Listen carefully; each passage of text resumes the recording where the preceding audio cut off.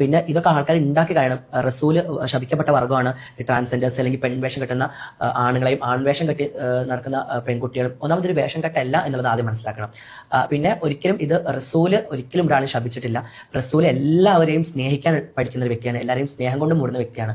അതുപോലെ പടച്ച റബ്ബിന്റെ ഓരോ സൃഷ്ടിയും പടച്ച റബ്ബ് അത്രയും ഹലാലാക്കിയിട്ടാണ് ഈ ഭൂമിയിലേക്ക് പഠിച്ചിട്ടുള്ളൂ. അതിൽ ഒരു സൃഷ്ടിനും പടച്ച റബ്ബ് കളിയാക്കില്ല, അല്ലെ ഒരു പടച്ച റബ്ബ് ശപിക്കുന്നില്ല. അപ്പോൾ എനിക്ക് ഇനിയുള്ള ട്രാൻസ് കുട്ടികളോട് പറയുന്നത്, പലപ്പോഴും പല ആൾക്കാർ വീട്ടിലും കുടുംബത്തിലൊക്കെ അവരെ ഒതുങ്ങി നിൽക്കുന്നത് ചിലപ്പോൾ ഈ പടച്ച റബ്ബ് ശപിക്കപ്പെട്ട വർഗ്ഗത്തിലേക്ക് നീ പോവല്ലേ, അല്ലെങ്കിൽ നിങ്ങൾക്ക് ശപിക്കപ്പെട്ട വർഗ്ഗം, അങ്ങനെ ഒരിക്കലും ഒരു കിതാബിലും പറയുന്നില്ല.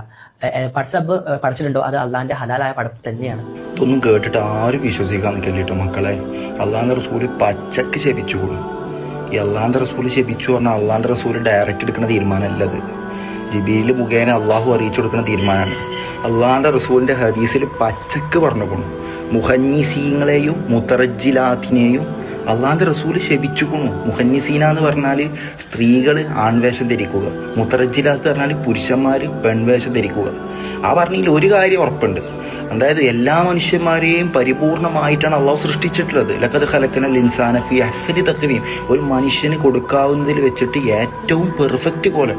എനിക്കിപ്പോൾ എൻ്റെ പെർഫെക്റ്റ് കോലം, അതേപോലെ ഓരോരുത്തർക്കും ഓരോ പെർഫെക്റ്റ് കോലത്തിലാണ് അള്ളാഹു ഇങ്ങോട്ട് ഭൂമിക്ക് അയച്ച് വിട്ടിട്ടുള്ളത്. പിന്നെ അതിൽ മാറ്റം വരുത്തൽ, ആണ് പെണ്ണാവലും പെണ്ണ് ആണാവലും പച്ചക്ക് ശപിച്ചു പോകുന്നു. അപ്പോൾ ആരും ഇങ്ങനത്തെ ഈ വർത്താനം കേട്ടിട്ട് മാറാൻ നിൽക്കല്ലേ.